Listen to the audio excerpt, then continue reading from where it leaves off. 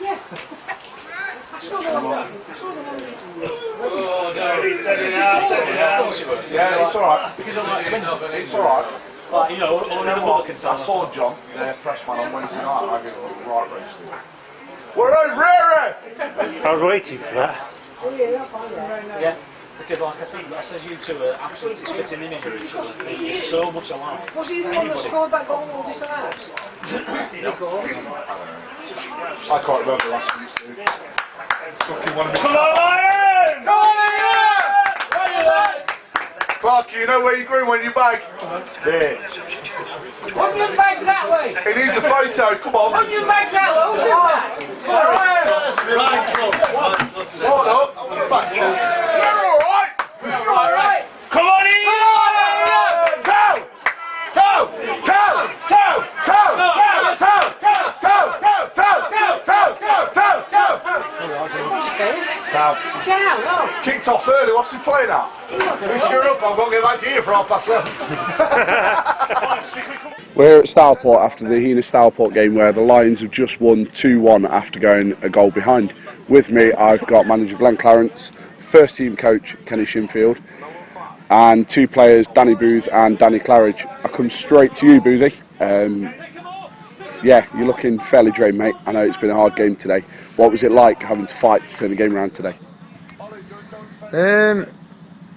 By all accounts, I don't think it was his best performance this season. I think we were poor, to be honest. But I think we've shown that we can combat and we can scrap and we can fight, we can dig deep and work for each other. And I think that's epitomised what's happened today. And based on that, I think that's what wins your leagues and that's what keeps you up there.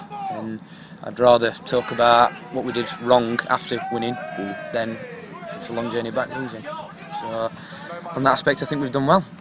But obviously we've got to up it because we know that we've got to keep winning to keep our stands up there. Brilliant. Okay, Danny Claridge, the guy scoring 2 shanked goals. Are we going with that? I was nice enough to not put that in the report for you. Mate, you've come back into the club. You've had controversy at Highgate that was dealt with. You've managed to get a couple of goals in there. What's it like going back into a defence where you've got players like Dan White, Nick Hall and Greg Marriott alongside you?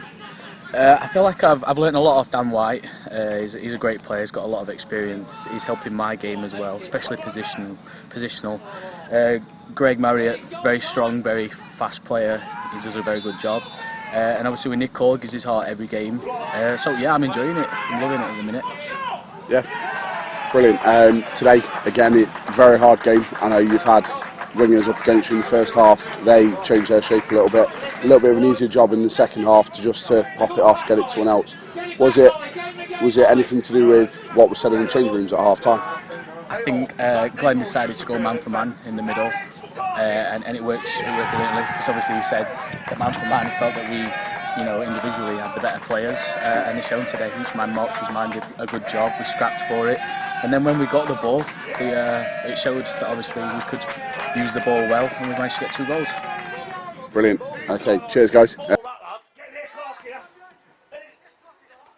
on, guys! Come back, come on! Simple.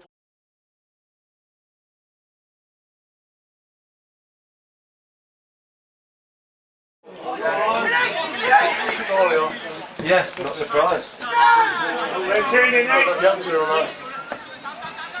Need a ball! Glenn, Kenny, yet again, it's another win away from home. We're getting fairly consistent with that. It's coming to a club where we don't know what they're about, where we don't know what formation they're going to play, because another season of news. What is it like as a manager, Glenn, going into a game where you don't know what to expect? How do you set up for the game? Good question, Tony, that. At last, eh? Steve will be happy. Yeah, well, yeah. Simply, my philosophy is always that worry about us. If we get things right, we'll beat teams. As simple as that. Now, the difference was today, obviously Stourport are a good side and up there in the league, and we obviously gave them credit and gave them respect before the game. They played a formation that we haven't played all season, a formation that wasn't really working against our formation in our terms. So, like the lads have said, we changed it at half time and basically said that if we do what they do, we'll score more goals and we'll defend better than they did. And credit to the lads, it worked to a T. it's not always easy to change shape and change roles for people, but credit to the lads, they were absolutely perfect, absolutely brilliant. And I said to them, from 1 to 11 today, they defended absolutely superbly. Obviously Nicole and Dan White are going to get the credits. Boothie did superb, but as a team, and it's not the first time we've done it in fairness, as a team we were solid and we knew we'd get another goal. That's what we did. Okay.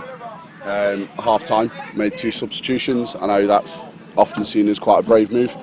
Glenn and yourself obviously knew what you were doing with that, Kenny.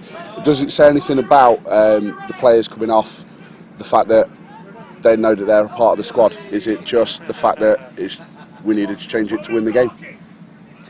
Well, no, it's the second fact. We definitely needed to change it, and obviously it worked. We won the game. You know, sometimes substitutes, they are decision, but an easy decision today. It wasn't really working, so we needed to change the shape. And I thought Alex Brown and Nathan Wenger come on, both did absolutely brilliant.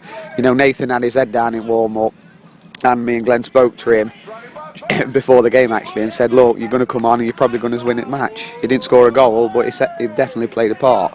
And you know, it's about, if you're on the bench, you know, nobody's going to be happy about being on the bench, but me, Glenn and Steve, we have to manage the squad, and we'll pick players to win certain games and pick substitutes to win certain games, and that's what we did today. Excellent. Glenn, finally, we've got a weekend off next weekend. Various Vars games going off that has meant we've got a blank weekend. Is that a good thing that we've managed to get a break before we go to Dunkirk in 10 days' time? Superb for me, Tony, because I'm going to bed at home on a stag do. So yeah, it's very good. We'll train in midweek, obviously, and Kenny and Steve will take the lads training in my absence next Saturday, and we'll be prepared. At the end of the day, our squad's not the biggest. We've had a lot of injuries, we've had a lot of suspensions, and the lads probably need a bit of a rest. Now, it's not a rest in the terms of not playing matches. It's a case of we'll train again midweek. Like we gave them the rest this week simply because they played 2 games in 3 days. We'll train hard Wednesday night, we'll train hard Saturday, and we'll be prepared for Dunkirk next Tuesday. Excellent. Once again, superb from the fans, Tony. I know you're one of them chanting, but superb. The lads appreciate it. Okay, on that note, we'll leave it there. Thanks for your time, gents. Thank you, Tony.